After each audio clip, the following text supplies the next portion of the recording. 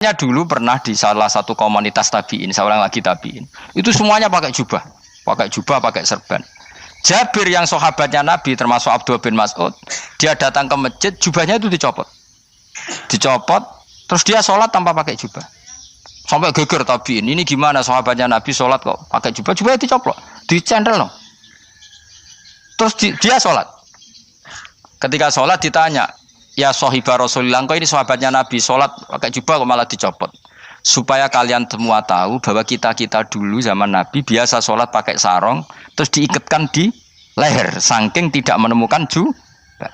Tapi itu menjadi penting supaya orang tahu bahwa syarat sahnya sholat tidak bergantung harus pakai jubah. Meskipun kita sepakat pakai jubah sunat, kita selalu sepakat pakai jubah sunat. Tapi harus ada yang enggak. Kalau semua kiai pakai jubah, nanti satpam harus pakai, supir harus pakai. Karena kalau mau sholat jadi bingung. Ini barokahnya Jabir, orang tahu ternyata sholat itu yang paling pokok adalah nutupi aurat. Sama Rasulullah itu kadang tidak melakukan ibadah kelas paling afdol. Kayak tadi beliau tawaf naik unta. Tapi itu menjadi afdol karena nilainya mengajarkan bahwa itu sah. Paham ya? Terus beda. Perilaku sama pengajaran itu beda. Rasulullah itu nggak mungkin sholat lupa. Tapi Nabi pernah lupa. Andai kan Nabi tidak pernah lupa, kita tidak tahu caranya kalau sholat masyhur itu. Nabi pernah sholat hanya 2 rakaat, terus beliau akan pulang, terus sahabat diam semua karena mereka punya adab. Terus ada orang yang agak bedui, aku sirati sholatu amnasita ya Rasulullah, ini sholat model qashar apa memang kau lupa? Karena sahabat mulai dulu sudah ngerti usul fikih, kalau ini duhur 2 rakaat mulai besok berarti 2, karena ngambil yang paling akhir. Zaman Nabi kan ada nasa mansuh. Kalau tak kemarin duhur 2, berarti duhur terkini 2. Terus Nabi balik lagi ke majelis mengkonfirmasi ahakun maqalahu Dzulyaden, apa yang dikatakan Dzulyaden tadi benar. Iya ya Rasulullah, engkau tadi sholat hanya 2. Terus Nabi takbir menambahi 2 rakaat. Artinya apa? Kalau kamu lupa itu tidak harus mengulang dari awal, cukup bina meneruskan. Sehingga misalnya kita tawaf sudah 3 putaran, terus kita batal, ya kita wudu saja. Mulai awal apa teruskan terus keempat? Coba kalau Nabi gak pernah salah seperti itu, kita tidak tahu cara ngelola kesalahan. Ya misalnya kamu tawaf terus batal, kamu wudu nambah keempat apa mulai dari awal? Nambah keempat, karena setiap seperti itu bana alama fa'ala, harus meneruskan, bukan Andai kan Nabi tidak pernah melakukan itu, kita tidak tahu caranya. Ojo kok malah komentar sholat nganti lali kowe eling opo wae, cangkemmu. Laline Nabi ora koyo lalimu. Mulane ana imam sholat salah iku anggap ae niru Nabi. Cuma bedane Nabi untuk ganjaran wong iku gak ngono, tapi tetep. Jadi Nabi itu beberapa kali itu ngalami sesuatu yang tidak afdol. Tujuannya satu, untuk pelajaran. Makanya masyhur itu riwayat makuntu ansa walakin unassa li as-sunnah. Saya itu tidak pernah lupa, tapi sama Allah didesain lupa li as-sunnah supaya itu jadi sunnah. Jadi makuntu ansa walakin unassa li as-sunnah. Jadi saya tidak pernah lupa, tapi sama Allah didesain lupa supaya jadi sunnah, cara ngelola kelupaan. Misalnya sholat 3 apa 4, milih 3. Milih al-aqal, karena itu satu-satunya cara. Sehingga Nabi didesain pernah sholat hanya 2 rakaat, terus diingatkan sama sahabat, terus itu jadi sunnah, caranya ngelola lupa. Begitu seterusnya. Nabi ngendikan al-ajru bi qadri ta'ab, secara makna seperti itu. Tapi Nabi sendiri tawaf itu naik unta. Sehingga sekarang ada orang naik skuter, naik kursi roda, itu dikiaskan karena Nabi dulu pernah berkendara. Coba kalau Nabi tidak pernah berkendara, wong sing lumpuh gak iso tawaf, wong sing sakit gak bisa tawaf, karena gak ada riwayat Nabi pakai kendaraan. Tapi barokahnya Nabi pakai kendaraan, semua referensi itu gampang. Meskipun Nabi sendiri pas itu masih sehat, sangat sehat. Tapi biar jadi sunnah, kalau seperti itu tidak apa. Karena tadi Nabi itu yang penting buistu mu'alliman, saya diutus sebagai pengajar. Kadang Nabi melakukan sesuatu itu tidak ideal. Tapi tidak ideal yang akhirnya malah lebih ideal ketimbang ideal kita. Karena apa? Nilainya taklim, mengajarkan. Itu masyhur itu dalam ilmu usul fikih. Jadi yang dilakukan Nabi jaiz, biasa-biasa saja atau boleh, itu statusnya bagi Nabi adalah fardhu ain karena liwujubi taklim, karena menjadi kewajiban mengajar. Masyhur itu jadi dalam usul fikih itu. Karena Nabi berkeharusan menjelaskan. Sehingga kamu jangan tanya apakah yang dilakukan Nabi itu mesti kelas paling utama. Jawabannya ya, misalnya gini. Nabi itu sangat mencintai Qiyamul Lail. Sangat-sangat mencintai Qiyamul Lail. Tapi Nabi hari keempat itu sudah gak mau ikut sholat di masjid. Terus ada riwayat kubu sebelah bilang Nabi baru sholat 2 rakaat terus enggak. Ada yang bilang 8. Macam-macam. Nah, yang jelas orang sepakat riwayat itu hari keempat Nabi sudah gak sholat di masjid. Dan itu bagus bagi Nabi. Meskipun bagi kita agak bagus. Kenapa? Andai kan Nabi sholat Qiyamul Lail selalu di masjid dan selalu 20 rakaat atau selalu 8 rakaat, pasti orang ngira itu fardhu ain. Bahwa Qiyamul Ramadan harus apa? Di masjid. Dan harus 20 rakaat atau 8. Tapi Nabi dari awal sholat itu tidak konsisten. Kadang 2 rakaat, kadang 4 rakaat, kadang 6 rakaat, kadang 9 rakaat langsung tanpa salam. Full langsung salam. Kadang 2 salam, kadang 9 rakaat full langsung salam. Akhirnya apa? Imam Syafi'i berkesimpulan yang namanya tasyahud awal itu sunat.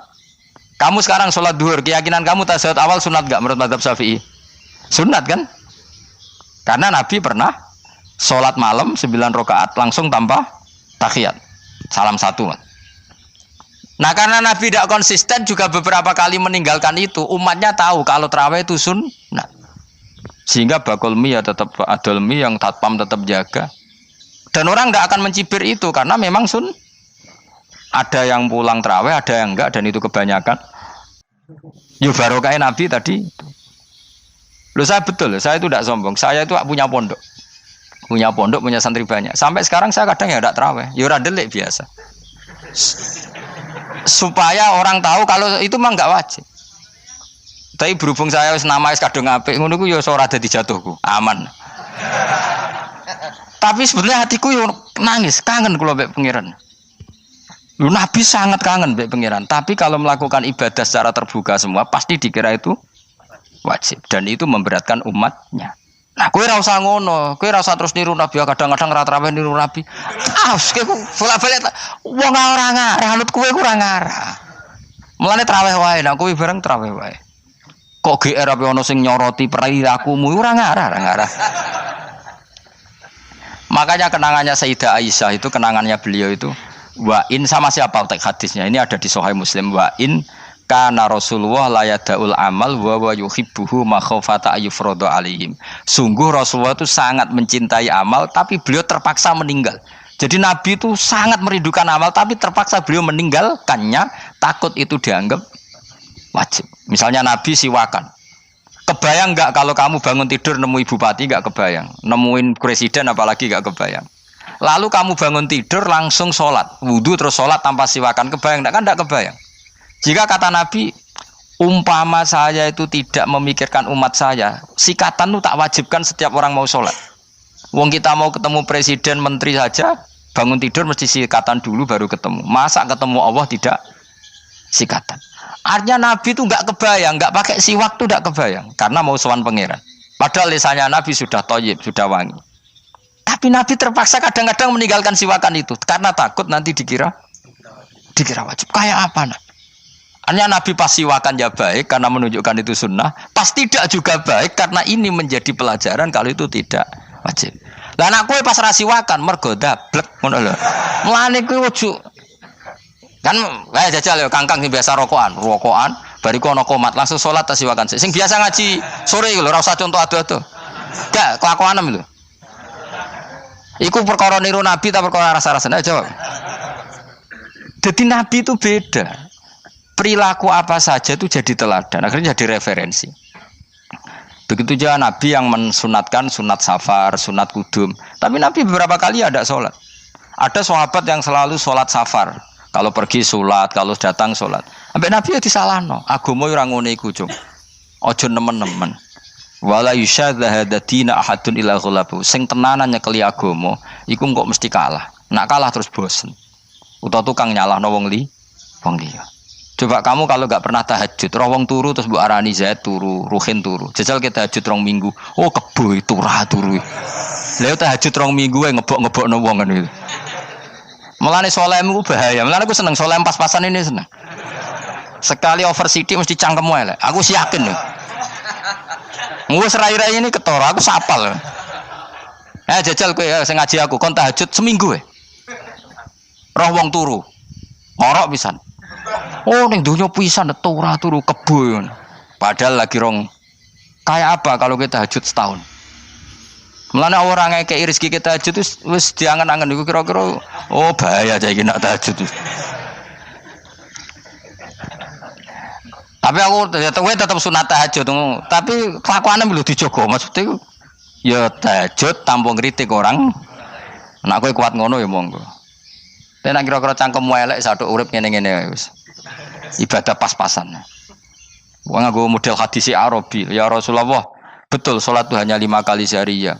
Enggak ada yang lain yang wajib ndak. Demi Allah saya ndak akan menambahi dan ndak akan mengurangi. Pas. Wis wae makom kula wis wong desa niku mawon. Daripada nambahi tapi akhirnya kecang. Nek sampean ape ibadah sak ndure kula nggih monggo. Itu lebih baik. Wis ra alim ra ibadah terus kabeh opo. Nah kula kan ketambal ngalim. Kurang ibadah menang alim. Lan aku ya kurang ibadah menang apa? Menang kasus. Tapi Rasulullah itu tersiksa jelas. Beliau itu kalau enggak ibadah tersiksa. Tapi terpaksa meninggalkan ibadah yang dicintai karena takut dianggap wajib. Kayak apa Rasul? Makanya kenangannya Sayyidah Aisyah, sungguh Rasulullah sangat mencintai sebuah amal, tapi terpaksa meninggalkan karena takut dikira wajib. Dan itu yang akhirnya dipakai Sayyidina Umar radhiyallahu anhu. Beliau tahu kalau Nabi hari keempat kelima sudah enggak lagi tarawih di masjid. Tapi Umar tetap tarawih sampai akhir Ramadan. Karena tahu Nabi meninggalkan itu hanya untuk menjaga konstitusi supaya enggak dikira wajib, tapi tetap berstatus sunnah. Ora kok terus Nabi ra traweh, aku ya melok ora traweh kesuwen anut Nabi. Usul fikih berarti gioblok yakin. Logika usul fikih ra ngono. Nabi harus meninggalkan itu supaya enggak dikira wajib, tapi umat ora usah tetap nglakoni sunat. Wong pendak Ramadan kok ora gelem. Tapi ora usah ngritik